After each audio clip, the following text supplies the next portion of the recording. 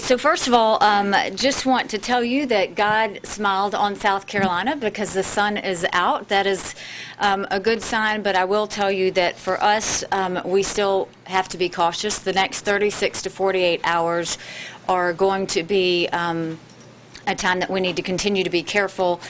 Just because there is no rain and just because the sun is out, we are now looking at downstreams, waters, and other areas that are going to be affected. I'm going to go through all of that as we go forward. The first thing I want to tell you is what happened yesterday was extremely rare, and it was a very good thing for South Carolina, which is I did a verbal request for a major disaster declaration. We followed that verbal request by talking to the president and asking for that, and they approved it yesterday. What does that mean? There was word out there that certain counties were included in that and not. Let's be clear. This is about addition. This is not about subtraction. So every county has the ability to add on to that list. That's what we want you to know. So there may have been 8 counties listed yesterday. Our job is to make sure we keep adding on to those county lists as we need to. The only thing between us adding that county list on is data. So what we're doing is we're working very closely with your counties to make sure that we can get that information. We have FEMA people up in the air right now doing assessments, trying to see the aerial views. We've got, we will have FEMA people on the ground tomorrow doing assessments, trying to make sure we do that. We are working directly with your county. So know that this is a great story for South Carolina, but it is a story of addition, not a story of subtraction. So there is not a county, one of the 46 counties, that should think that they have been excluded from anything. This is about the fact that we're going to be working with your county closer to see what you need. My goal is to make sure that anybody and everybody that is in a county has the availability of resources that that FEMA will provide. So we are going to work on making sure that we do that, and we've got a great team, and great communication between FEMA and the state and the county level as we go through that forward. So that that is a good thing. And what that major declaration assistance will cover again is individual assistance, public assistance, which is either debris removal, emergency protection measures, hazard mitigation, and infrastructure. So again, it's about addition, not subtraction. So we'll be adding counties to that list, and we'll be dealing with that. So we want everybody to know, we want everybody to relax in the way that let us do our job, let us continue to do what we need to do to protect you, and go forward from there. Now I just want to give you some data as to where we are. Kingstree is now closed. So it shows that the evacuation yesterday was successful and was a good thing. So we've got it closed now. Like I said, you're going to start to see, I did a flyover early this morning just to kind of see what we could find, and we're starting to see that the Midlands, now all that water is going to start moving down to the low country, and so we are going to be extremely careful. We are watching this minute by minute. There are people on the ground giving us feedback. So if we're not in the air looking at it ourselves, we've got engineers on the ground. The towns that we are really going to be concerned about over the next 36 hours, and we have people on the ground watching, are the towns of Conway, Georgetown, Jamestown, Effingham, Orangeburg, and Williamsburg. Those are the ones that we see in the most critical need right now that we are watching. The counties that we should expect possible evacuations that could happen over the next 48 hours would be Florence, Richland, Marlboro, and Horry. Those lists will change. As the water flows, we will continue to watch that. But that's what we're looking at right now. We have seen that the Midland rivers have peaked, and they're now moving to the coast. Our focus in the rivers that we are focused on at this time are the Edisto River, the Santee River, the Black River, the Waccamaw, and the Lynches. So those we will do. We are seeing some stage of flooding with all of them right now. We have not seen any of them that have crested, and so like I said, our team is watching those minute by minute to make sure that we are on that. As of now, we have the Department of Transportation is reporting 469 closures. 163 of those are bridges. Our utility outages are back to normal, so people are going to start to feel their power back on and should have their power back on. To date, our troopers, our highway patrol on the roads have had 4,000 1,367 service calls.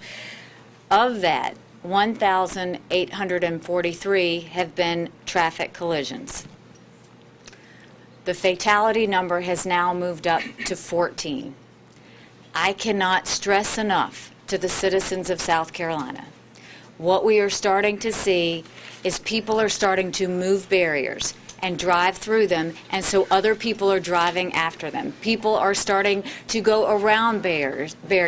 This is not safe. We are doing this to protect you. We are doing this to make sure that you don't travel on a road that we have not fully inspected yet. We want to make sure every bridge and every road that you put your car on is safe for the good of yourself and your family. To have gone up to now 14 fatalities, please help us help you. And so spread that word. Now I know that there's a little bit more traffic on the roads. You will see as this water moves down to the low country that the roads that may be closed today, we will have new roads closed this afternoon. We are going to make sure that there is not an open road. If there is the slightest bit of caution, we are not going to have that open. What we have asked is that you close it when in doubt and you open it when we know that everybody is going to be safe. So please do respect the barriers and respect those closures, because that is a way that we are telling you that it is not safe to drive on that road. At this point, I am very proud of our DNR officers. They have had 175 water rescues to date. That is people. They continue to rescue animals. They continue to do whatever is needed. All of our law enforcement have been phenomenal in the way that they've dealt with that. 26 shelters open right now, 824 occupants. That number is going to go up. As we see that the water is going down again, they're having a conference call at 2 o'clock today to make sure that we look at what other shelters we need to plan on having open so that when we have those evacuations, people have places to go. We do not have any shortages of food or water or blankets at this time. All the shelters are very well staffed and very comfortable and safe for everybody that needs it. We have increased our number of National Guard members. General Livingston has been a great leader on this. We've now got 2,200 on the road. This is a group of men and women who have been extremely flexible, going from wherever they need to be to the next stop and doing whatever needs to be done. So they are working 24/7 to make sure that whatever area we move them to, they are there.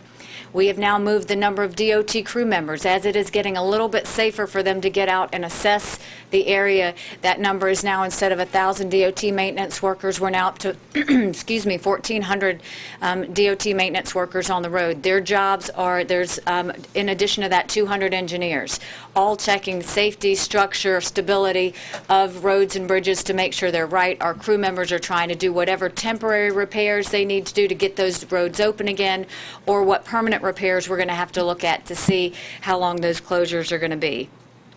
We now have 28 assessment teams on the ground in the counties. We're starting from the top of the state where it's now dry and safe.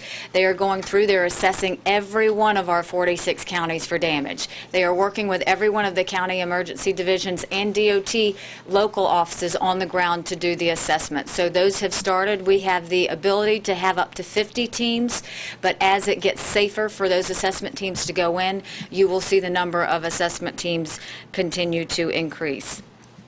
We have 268 highway patrolmen on the ground doing anything and everything to keep people safe. That does not count the additional multiple law enforcement officers from SLED, from DNR, and from probation, pardon, and parole. All of them have come to our needs and done exactly what we wanted and what we wanted to see happen.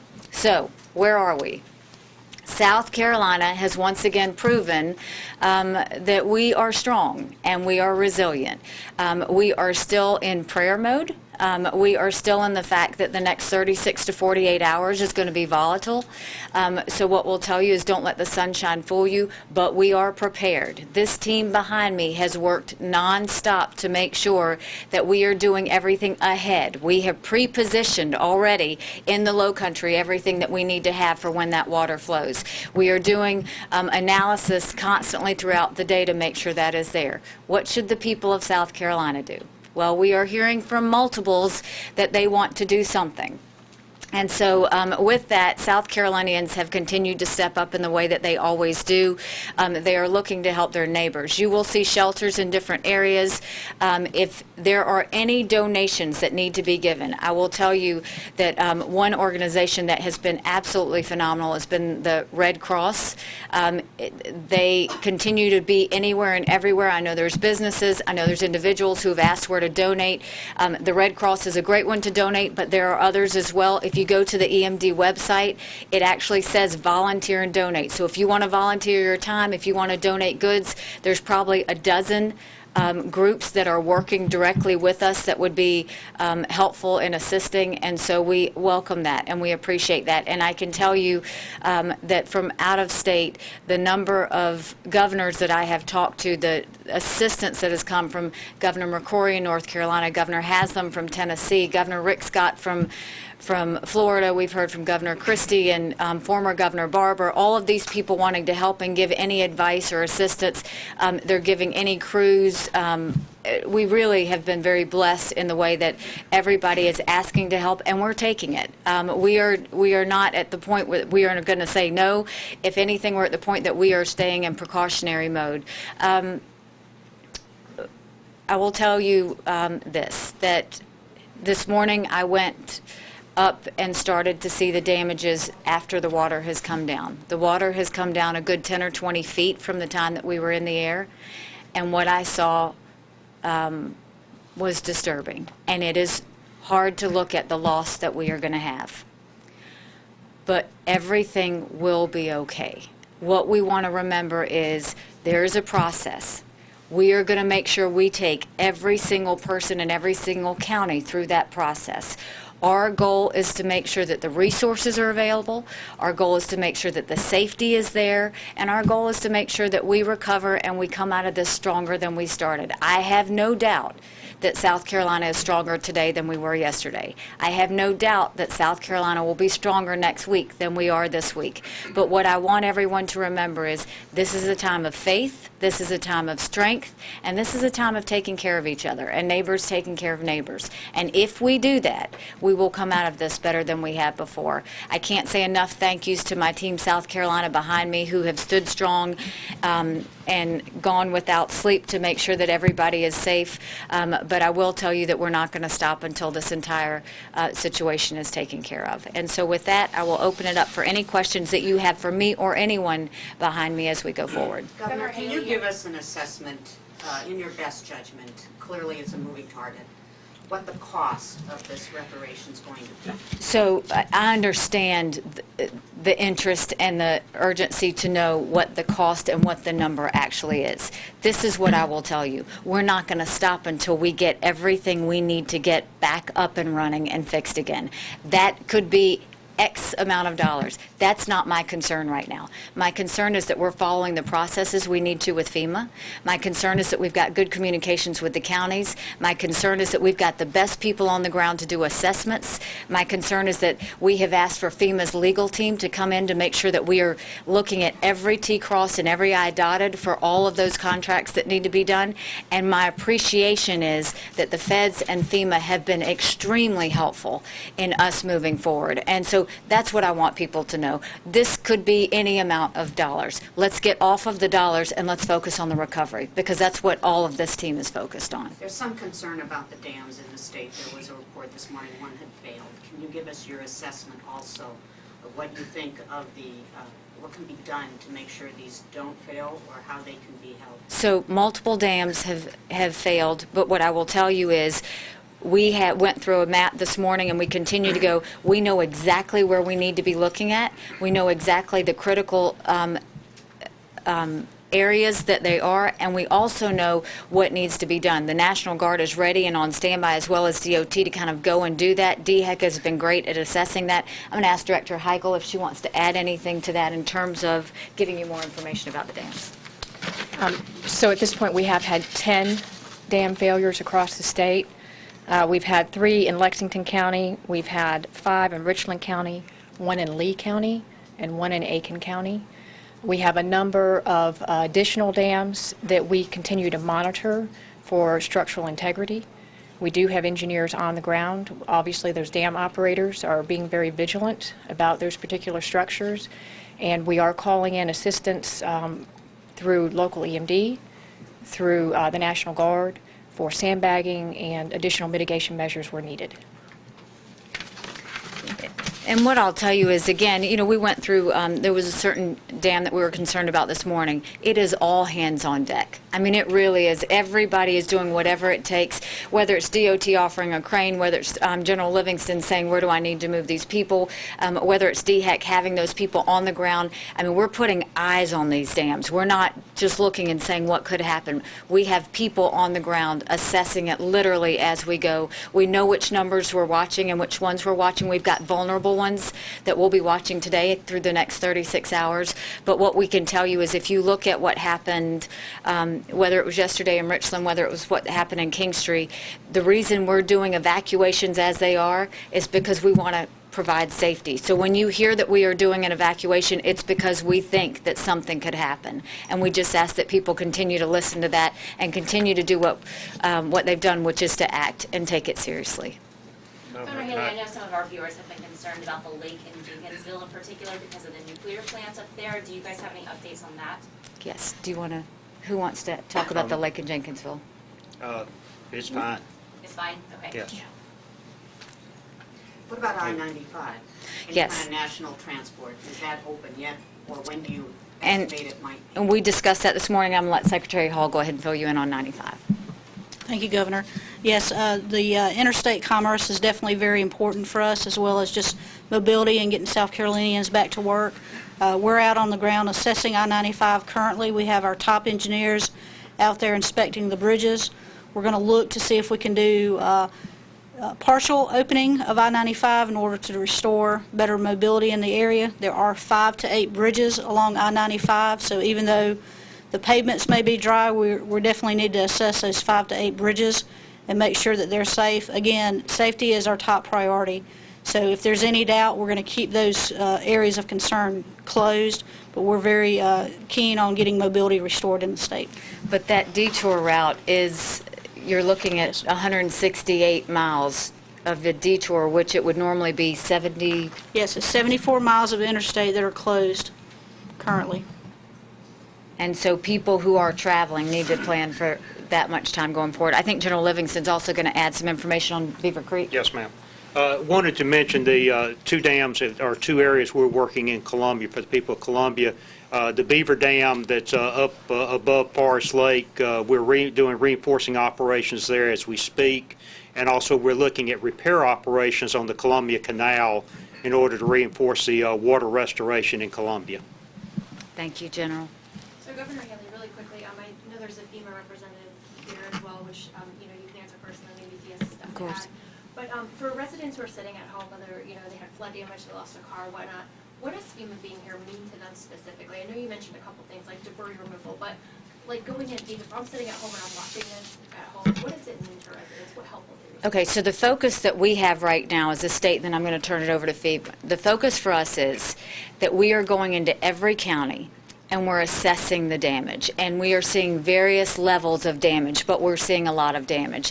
So our job is to make sure that we work closely with FEMA and get those damages assessed properly, give them the data, give them what they need to continue to add to that list. And that's what we're doing now, is collecting the data. What FEMA's doing is they're in the air now looking at the aerial view, and then they'll start tomorrow on the ground going accordingly. We are, with the major disaster declaration that we've had for those counties that have already gotten certified, and then the new counties that are going to come on, it is individual assistance. It is going to be debris removal and emergency protective measures. It is going to be infrastructure. But to give you additional details or answer additional questions, I'll have Mike from FEMA come stand with us. Yes, thank you, Governor. What FEMA can do for the individuals who've been affected are a number of things. And what I would like to impress, first of all, perhaps most important piece, is if you have been affected by this flood, I want to encourage anyone in the state to contact FEMA on 1-800-621-3362. That's 1-800-621-FEMA. or you can go to disasterassistance.gov. And what we'll ask you to do on both that website and that phone number is you'll register for assistance. Let us tell you that you may not be eligible. In other words, if you have damages, if you have damages, I encourage you to call that number or register online. And I'll also add the hearing impaired number is 800-462-7585. So what can we provide? A number of things. We can provide housing assistance, that's housing repair, replacement. We also have other needs assistance that we can provide, such as disaster unemployment assistance, legal services, crisis counseling. I'd also add that the Small Business Administration would be available to provide low-interest loans for households, also in town to assist businesses and businesses. So that's what we can do for you. One question for you. What are the counties, again, already qualifying for FEMA assistance here in South Carolina? The counties that have been designated so far are Charleston, Dorchester, Georgetown, Horry, Lexington, Orangeburg, Richland, and Williamsburg. Those are for individual assistance. For public assistance, and that covers things under public infrastructure, such as roads and bridges, and the kinds of things that we've been talking about for municipality assistance. Those counties that were designated so far are Berkeley, Charleston, Clarendon, Dorchester, Georgetown, Horry, Lexington, Orangeburg, Richland, Sumter, and Williamsburg. Can you tell us, And is what there a split of the federal state money that has to go towards that? Does South Carolina pay for part of this, or how does that work? Yes, Is it ma'am. an entire federal assistance package? There are, generally speaking, the majority of the assistance that we will provide is based on a 75-25 split, and a 75% federal share. There are a couple of programs that they're 100% federal, but by and large it's 75%. And the individuals are those 100? In some cases, yes, ma'am. So what I want to stress again is those counties are the ones that have gotten it already. More counties will qualify as we do that.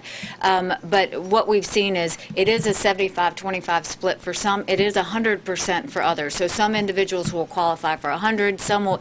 You'll be actually dealing with an individual assessor from FEMA. Is that right? If it's individual assessment. Yes, ma'am. It just depends on what part of Right. individual assistance is provided. And so I think, what you'll see is on the, a great resource is the EMD website, which is scemd.org.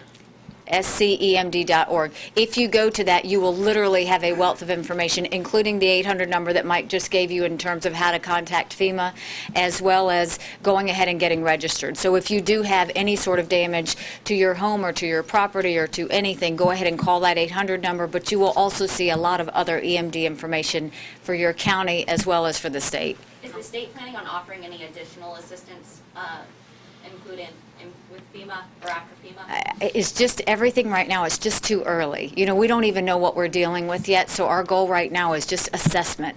And understand the assessment's going to take several days, so we've really got to go and hunker down. There's some counties we can't even get into yet. We can't get into Kingstree, so we don't know what we're looking at, but we'll keep working until we get it done. Governor Haley, do you think your team didn't focus enough on dams yesterday? I don't remember them being brought up in yesterday's briefing, but today it seems like that's the focus. We were focused on dams last week. The thing was you have to take it in phases, one stage at a time. So we have always been, first it was pre-positioning. How do we pre-position? How do we make sure that we have everything in effect? The rain had to stop first, right? So a lot of it was waiting on the rain. We knew already which dams we had to look at. We knew which areas we had to watch for cresting, and then we also knew that we were going to have some breaches that we had to watch. So a lot of it was just waiting for the rain to stop. After we could get the rain to stop, stop, and it was safe enough to get in there. You've seen the number that they've restored, the number that they were able to hold has been very good. And the ones we continue to watch as the water levels go down, that's really what you're looking at. Is it going from the Midlands all the way down? We actually were looking at more that were not affected, especially from the upstate. We didn't get all that we thought we were going to get in the upstate. So I think that we've watched it very carefully, and I think that's why you've seen the evacuations have happened the way they were and happened effectively. So Are dams more a priority versus rivers flooding downstream, or? I think that it's both. I mean, right now we're looking at levels of water and at what point they see the cresting. You know, we were looking at Lake Murray Dam, and we, you know, at one point had 3 gates open trying to release that water. Today, we're glad to say they've closed down that last gate. So, you know, it's just a process. And so what we do is it's all about keeping your eyes on all of them and being flexible enough to move as they move and make sure that we continue to keep people safe. So the dam breaking was somewhat predicted in a sense yesterday? I mean, with up to 24 inches of rain, it's almost, I mean, there's just no way. This was rainfall at an unbelievable level, and to see the historic nature of it was pretty amazing. Did you want to add something, General? I would just say the evacuations that we've discussed throughout the days has to do with dams and rivers. So we may have not been saying specifically dams, but all those evacuations occurred before these dams breached. So we've been watching this since really before the event started. General, can you tell us, did you do any rescues today or yesterday? Actually, we got a great news story. We flew search and rescue yesterday, and we had no pickups at that time. We had a lot the day before, but yesterday, so what that's saying is that we're getting, the people are helping us out a little bit, and they're listening to the evacuations orders. The picks that we've had before is somebody that individually got themselves in trouble or didn't pick up on the evacuations orders, because the evacuations have been in front of the dangerous waters, whether it be a dam or whether it be a river or just a regular rain runoff. I think we're starting to see the responsibility of citizens. They're listening, and for that we're very grateful. Do you have a sense that the death toll might go up, though, as the water comes down? Perhaps more discoveries might be made. So, you know, our number one goal is educate, educate, educate. If we tell you don't drive through a barrier, don't do it. If we tell you to evacuate, it's because we're trying to keep you safe. I mean, so much of everything we say, we are saying because the number one priority of this team is safety and life protection. And so our goal is to make sure there are no more. But, you know, that's a two-sided thing. We have to have that help from the citizens as much as we have from this team to inform the constituencies about that. Hindsight's 20/20, and obviously we're not through it yet, but the damage that you've seen so far, is it worse than what you were expecting? I mean, any of it's worse than I'm expecting. You know, that's the hard part, is when you see these are real families, these are real people, these are real houses. I come from a small business background. I mean, to lose a small business, and these are people who, let's face it, they didn't know they needed flood insurance. They didn't know that something like this could happen. When you've got a 1,000-year flood, how could anybody?